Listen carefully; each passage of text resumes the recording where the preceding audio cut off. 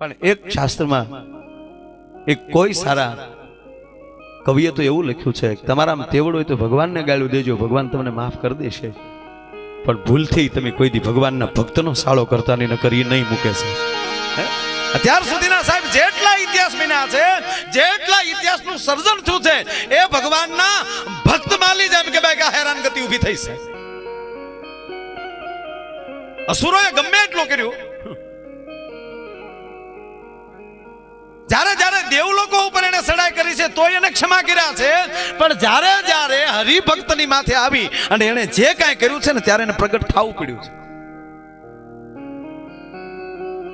દ્રૌપદીની આંખમાં આંસુ આવી ગયા, પ્રગટ થતા વાર ન લાગે. મારો પ્રસંગ ઈ કેવો છે કે હરિભક્તને હેરાન કઈ કરે, કોઈ પ્રભુના ભક્તને કોઈ હેરાન કરે, કોઈ સાધુને હેરાન કરે, ત્યારે પરમાત્મા કેવો વિકરાળ બનતો હોય છે. નાને પ્રસંગ એક નાને એક સાલી રૂપક છે ખાલી, કે રાવણને જે અભિમાન આવ્યું, ઓલિયા બાપ જ્યારે ધરતીનો માલિક બન્યો રાવણ. હવે આ મહાપુરુષોના મોઢેલી એ બધા વર્ણનો આપણે સાંભળીએ તો એ રાવણ આજાન બાહુ કેવો હશે. 20 ભુજા એટલે શક્તિનું એક માપ, આમ ફળ્યું ફૂટે એવા 20 નહીં. શક્તિને પણ પરાશક્તિને 20 ભુજાળી કહેવામાં આવી છે. જેની શક્તિનો કોઈ વર્ણન ન કરી શકે, પરાશક્તિ હોય એને 20 ભુજા કહેવાય. એમ રાવણને પણ 20 ભુજા. કૈલાસ ઉપાડ્યો હોય ભોળાનાથ હોતો, એની સત્તા કેવી છે. એટલું નહીં, કોઈ ધરતી ઉપર જન્મ લે ત્યારે બ્રહ્માજી એને પૂછવા જાય કે લંકેશ આના શું લેખ લખું. તમને ઓબામા આવીને પૂછતો હોય કે અમે કેવા હથિયાર હવે બનાવ્યા, તમને મનમોહન સિંહ આવીને પૂછે કે હવે શું કઈ રીતનું આપણે ઘડતર કરશું, તમને મોદી આવીને પૂછે કે હવે શું નવી સ્કીમ લાવવી. આવ્યું જેનો પાવર હોય કેવો માણસ હોય, આપણને પાડોહી ન પૂછતા હોય. પણ વાત એ છે કે જેને બ્રહ્માજી પૂછતા હોય. એટલું નહીં, ભગવાન શિવ સાહેબ કૈલાસ માલી લંકા ઠકો ખા ગયા, રાવણ જડ પૂજા કરી લે એટલે હું પાછો કૈલાસ ભેગો થાવ. તારે કૈલાસ નો આવું, કારણ કે ઓલો ઊસો કર્યો ને કૈલાસ, તે તો માતાજી જ ના પાડે કે ભગત ને કેજો અહીંયા નો આવે. આ ગણપતિની 3 દિવસે સાના રહેતા ગલગલાવી નાખ્યું. ભગવાન શિવ પૂજા દેવા જાય, કેવડી સત્તા હશે. પણ કૈલાસ ઊંચો કર્યો ને પછી એના વિમાન બહુ આવી, અને ઈ પાછો ભગવાન શિવની મોજથી પૂજા કરતો. કેવી મોજથી પૂજા કરતો કે કોઈ ગામના નાના માણસના દીકરાની જાન ગઈ હોય, ઈ જાનમાં તમને હરખથી મોર કર્યા હોય, અને ત્યાં બરોબર ઢોલ વગાડતા હોય, અને તમે ઘોર કરતા હો, ઢોલી ઉપર રૂપિયા નાખતા હો, અને રૂપિયા ખૂટી જાય, તમારી મોજ ન ખૂટે, માથેલી ફાળિયા ઉતારી ઢોલી ઉપર નાખી કે વગાડ વગાડ, જબા કાઢી નાખી દે કે વગાડ. રાવણ સાહેબ એ રીતે પૂજા કરતો તો કમળ ખૂટી જતા ને તેથી માથા કાપીને મળતો હતો. દેવો ઓમ નમઃ શિવાય, ઓમ નમઃ શિવાય. એટલું નહીં, પણ જેથી રાવણ લહેરમાં આવી જાય તેથી આતરડા કાઢી નાખે, એનું વાદ્ય બનાવે, અને એની ઉપર એમ કહેવાય ભગવાન શિવનું સ્તોત્ર શરૂ કરતો હોય. આવી જેની લહેર, એને જ્યારે અભિમાન આવ્યું અને મનમાં વિચાર આવ્યો શિવ મારા તાબામાં, બ્રહ્માજી મારા તાબામાં, હવે વિષ્ણુ જો મારા તાબામાં આવી જાય, ત્રણેય લોકમાં મારું સત્તા થઈ જાય. પણ એ ભૂલતો થો કે ઓલા બે ભોળા પડે, વિષ્ણુ કોઈ દી તાર ગામાં ન આવે, કારણ કે ગોતવા જેવી ચીજ નથી. એમાં કોઈ એના કાનમાં કીધું કે તને વિષ્ણુ ચડે, કે હું ઘણીવાર ક્ષીરસાગરમાં ગયો, વૈકુંઠમાં ગયો, પણ વિષ્ણુ નથી મળતો. એકવાર જો મારા હાથમાં વિષ્ણુ આવી જાય અને પછી એને જો મારા તાબામાં લઈ લઉં એટલે મારી ત્રણેય લોકમાં મારી સત્તાનો ડંકો વાગે. ત્યારે કોકે કીધું વિષ્ણુ મળતા નથી, નહીં એક કામ કર બલી પાસે જા, ઈ હમણાં એના નજીક બહુ છે. કે આપણો બલી અપને વાલા ક્યા, બલી પાસે જવાનું કીધું, ને બલી વિષ્ણુ નો ભક્ત ક્યાંથી હોય કે છે ઈ અમને ખબર છે, બાકી મળો. રાવણ બલીના ડેલાની બહાર આવ્યા. એક તો રાવણ 10 માથા અને મીડો ત્રાડું નાખો કે બલી બહાર આવ, બલી એ બલુ. બલી થરેરી જો કે આ કોણ આવ્યું, ડેલી ખોલી આમ રાવણ નજર બોલી કે આ મોટું મહેમાન આવ્યો. હાથ જોડ્યા વિવેકથી, પધારીએ લંકેશ. પધારવું નથી. વિષ્ણુ ક્યાં છે? કે હું ગોતું છું. એકવાર મળ્યો છો હું. મળ્યો છો તું? હા, મને એડ્રેસ દે, એનું સરનામું દે. એક વાર જો મારા હાથમાં એ જો આવી જાય અને જો ભૂકાનો કાઢી નાખું તો હું રાવણ ની ઓલો કે મારે ભૂકા કાઢવા 3 પેઢીનું વેર છે. મારો દાદો પ્રહલાદ, એનો બાપ હિરણ્યકશિપુ, એને મારનાર વિષ્ણુ છે. હું ગોતું પણ ઘર ભેગો થાય એમ ન જડે હોય. અને રાવણ તું ભૂલ છો, એક ત્યાં ધરતીનો માલિક બલી હતો અને મને જેથી અભિમાન આવ્યું રાવણ, તેથી ભગવાન મારી સામે વિષ્ણુ વામન રૂપ ધારણ કરીને જેથી આવ્યું અને હે રાજન મને 3.5 ડગલા જમીન આપી દે. અને મારા અભિમાનમાં મારો ગુરુ શુક્રાચાર્ય ના પાડતા હતા, છતાંય મેં આપી દીધું કે આપી માં ભરી લે. રાવણ એ વામન માલી જેથી વિરાટ બન્યો ને તેથી 3 ડગલામાં પૃથ્વીનું માપ પૂરું થઈ ગયું. તો અડધું ડગલું આપી નહોતો એ ક્યો. અને પછી મેં મારું માથું ધીર્યું કે હું ઓળખી ગયો કે આ જો વામન માલી વિરાટ થતો હોય તો વિરાટ માલી વિકરાળ બન્યો હોય તો શું પરિસ્થિતિ થાય. હે રાવણ, એને મારા માથા ઉપર પગ મૂક્યો, મને પાતાળમાં ઝીકી દીધો. અને પછી મારી બુદ્ધિ પરમાત્માનો પગ આવ્યા પછી જ્યારે શુદ્ધ બની ત્યારે હું મારી જીભે વિષ્ણુના પગના તળિયા ચાટતો હતો. રાવણ તેથી મારા માથા ઉપર હાથ મૂક્યો કે હે બલી શું કરશો? કે પ્રભુ અમે તો દૈત કહેવાય, અમારા માથાના વાળે કડક હોય ને તારા તો પગ કમળની પાંખડી જેવા હોય. અને મારા વાળથી તારા પગને કઈ ઘાયલપણું થયું હોય તો મારા બાપ ક્ષમા કરજે, એટલે તારા પગના તળિયા ચાટું છું. તેદનું બાપ દાદાનું વેર ભૂલી ગયો છું અને એને શરણે થઈ ગયો છું. માટે લંકા ભેગો થા, આવું વળ ન ખવાય. વળ નો ખવાય કીધું ને ઓલો વળ ખાઈ ગયો કે હવે વિષ્ણુ નો દીકરો થતો એડ્રેસ દે ને. નહીં તરા ઘડીએ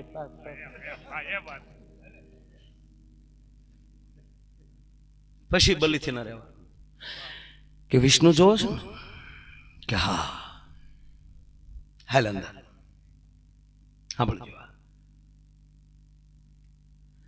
આ પટારા 500 પીડ્યા છે. મારા દાદો હિરણ્યકશિપુ હતો ને એ વખત ના પીડ્યા છે. એમાં એક પટારો ખોલ્યો.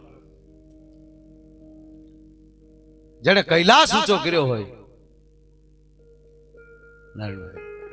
એને પટારો આમ કરી રાવણે કરાડ દીને જ્યાં ખોલ્યો, અંદર ડોકાનો રાવણ. બલી પૂછે છે શું છે એમાં? કે ગોળ ચકરડું પીડ્યું છે કાંઈક. હે ચક્ર પીડ્યું છે કાંઈક, બારું કાઢ્યું. હવે આજાન બાહુ રાવણ.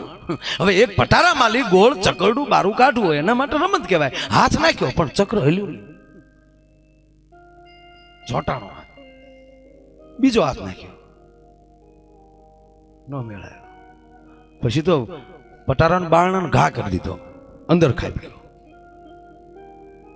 વિહે ભુજાવુથી જેને તાકાત કરી પરસેવો મળ્યો પણ ચક્ર હલ્યું નહીં. પછી બલી હામું જોઈ કા છે હું કા હલતું નથી. બારો ચક્ર બારું ન નીકળ્યું કે હા રાવણ કૈલાસ ઊંચો થયો હશે ને એ ભગવાન શિવની ભક્તિની શક્તિથી થયો હશે, તારા બાવડાથી નહીં. હોય જાન રાવણ કે બના છે હું ઈ તો કે ઉપડ્યું નહીં ને કે નહીં. હા ભલે રાવણ એ મારો દાદો હિરણ્યકશિપુ હતો ને એના કાનનું કુંડળ છે. એ રાવણ એવા ઈ બે બેરતો છો, બે કાનમાં એક તો જેના કુંડળ એવા હોય તો એનો માથાનો મુંગટ કેવો હોય છે? બીજા પટારામાં પીડો ખોલ તો માથાનો મુંગટ જેનો એવો હોય તેના બાજુબંધ કેવા હશે, એનું બખ્તર કેવું હશે, એના પગની મોજડીઓ કેવી હશે. એ રાવણ છોડ બધું, એના હાથની ગદા કેવી હશે.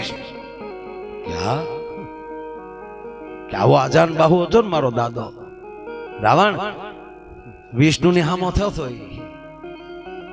પણ એક વાર એમનો ભક્ત મારો નાનો દાદો પ્રહલાદ એ રાત્રિ નો નીકળે અને કઈક અવાજ સાંભળે 21 પહેરેદારો સળિયું પુકારા, કાન સમકી ગયા, ક્યાં વાત હે, કોક રામ રામ કરે, બારો કાઢો, કોણ છે ભાઈ, શું કરશો ભાઈ? બાબા કુંભાર છે. હવે કુંભાર છો પણ કરો છો શું? કે મારા ધણીનું નામ લઈ છે, પણ આ સમગ્ર ધરતીનો ધણી તો મારો બાપ છે, હિરણાકશિપુ ઈ છે, આ એનો ધણી છે. જે કાંઈ બિલાડીના જે ઘટના ઘટી, પણ બલી વાત કરે છે રાવણ ને કે હે રાવણ, ઈ મારો દાદો જેદી પ્રહલાદ એમ કહેવાય કે રામના ચરણે થઈ ગયો, અને ઈ જેદી ભજન મળ્યો કરવા ખાલી 6 મહિનાની જ ભક્તિ. હે રાવણ, ફાગણે તો હોળી આવી હતી 3 મહિને, અને ઈ પછીના 3 મહિના વૈશાખ 14 ને દિવસે જેદી મારે દાદે થંભ દગાવ્યો, અને એટલું કીધું કે પ્રહલાદ એ દીકરા, આમાં જો તારો ભગવાન છે કે એમાં તો હોય જ, ઠરેલ ઠૂઠામાં ન હોય, બાકી તપેલો હોય એમાં તો હોય. વરાળ જે માલી નીકળતી હોય એમાં તો 100% ભગવાન હોય. કે તો બધ ભાઈ રાવણ જેથી પ્રહલાદે બધ ભરી માર દાદે, અને ઈ થંભ જેથી ફાટ્યો વૈશાખ 14 ને દિવસે, અને અંદરથી ભગવાન નરસિંહ જેથી પ્રગટ થયો, અને આ બખ્તરનો પહેરનાર, આ મુંગટનો ધારણ કરનાર, આ ગદા રાખનાર, આવો આજાન બાહુ મારો દાદો, એને વિષ્ણુએ ઓયડે પકડ્યો, ખોળામાં લીધો, કાંઈ હથિયાર નહીં, પોતાના નખથી ચીરી અને હાલતો થઈ ગયો તો. આવું બળ તારામાં ખરું હતા કે ઈ નહીં, લંકા ભેગો થાને સોટ્યો હું, વિષ્ણુ ક્યાં છે, વિષ્ણુ ક્યાં? ઈ હું 2 ની નોટું છે, સોટ્યો કારું ન છે. માણાથી ના ધરતીમાં આવે ને વિષ્ણુ, તેદી સાળો કરવો હોય તો કરજે રાવણ. આ તેદુનો પાછો તપમાં બેહી ગયો તો રામની વાત કહેવાનું મારો સૂરી છે કે એનું ભજન કરનારાને કોઈ. હમણાં પૂંજી મોરારી બાપુએ બહુ સારી વાત કરી કથામાં કે આમાં હળ ન હુજતી હોય ને તો ખોટું આવું. કથામાં આપણને હળ ન હુજતી હોય, હારા કાર્ય ત્યાં કીર્તન ગવાતા હોય એમાં ખબર ન પડતી હોય. ઓલા રામ નીકળે ને, આમ રામ જનકપુરીમાં, અને ભાઈ રામ નીકળે એટલે બધું માણા તમને આમ જોવો અઢારિયા સડ્યું. એમાં નવી પરણેલી હોવ આવેલી, એ બિચારી ભાન ભૂલી ગઈ, લાજ કરતા ભૂલી ગઈ, એ રામની સામું મળી જોવા. રામ સામું જોવા મળી ને એની હાહુ એની સામું જ જોવે. કાલે હજી હાલી આવે, હું ઘણા મોટે બજારમાં ઊભી, મેળો વિખાણો સીધી સોટલે પકડીને રૂમમાં લઈ ગઈ. હું ઘણા મોટે જાશો શિવલી, લાજ શરમ છે કે ખાનદાન કુટુંબની શોખ કે ઉઘાડા મોઢે આટા મારતી, પણ કે વો કે હાહુ થયું હું કે રામ નીકળ્યા ત્યારે તો હું ત્યાં ઉઘાડા મોઢે ઊભી હતી. પછી નિહાકો નાખ્યો કે માં, બધાય ભાગશાળી તારા ફૂટી ગયેલા. કે કેમ? કે હું ઉઘાડા મોઢે હોક ન હો, કોઈની નજર મારા કોઈ નહોતી, બધાની રામ કોઈ હતી, પણ તારા ભાગ ફૂટી ગયેલા. તું મારો સામું જોતી હતી, રામ વયો ગયો, હજી જો મને, હું તારી માં રોજ અહીંયા રહેવાની હતી, ઘડીક રામને જોઈ લીધો, તારા બાપનું હું જાત.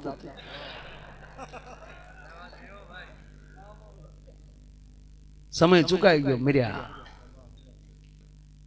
અને માણસના તરક વિતરક માણસ માન નાખે. કારણ કે રામ જ્યાં નીકળે ત્યારે રામને કે બધા ભગવાન તરીકે નહોતા જોયા. રામને વનમાં અયોધ્યા જ મોકલે, બીજું કોઈ ન મોકલે. કવિ કાગ કે એની ભેળા વસનારા પણ પરમાણા, મોટાના તળિયા નો. અરે પુકાર થાય, અરે ઘણા એમ કે ભાઈ ભગવાન આવે, 7 વાર આવે, તેવડ હોય તો આવે.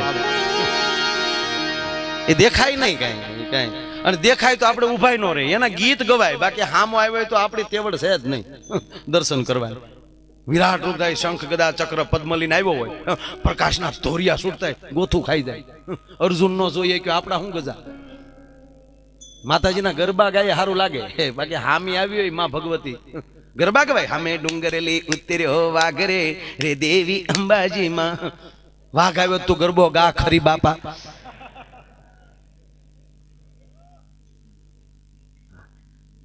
હવડા વાળો ગીરવા પ્રોગ્રામ હતો, ગીરવા. આવું થોડું ઘણું કઈક ધૂણવાનું ને એવું કાપું ને એટલે અમુક જેને માતાજી આવતા હોય એને તો આપણે કડવા ઝેર જ લાગી ને, એટલે હું કોઈ ટીકા નથી કરતો, ક્ષમા કરે કોઈ.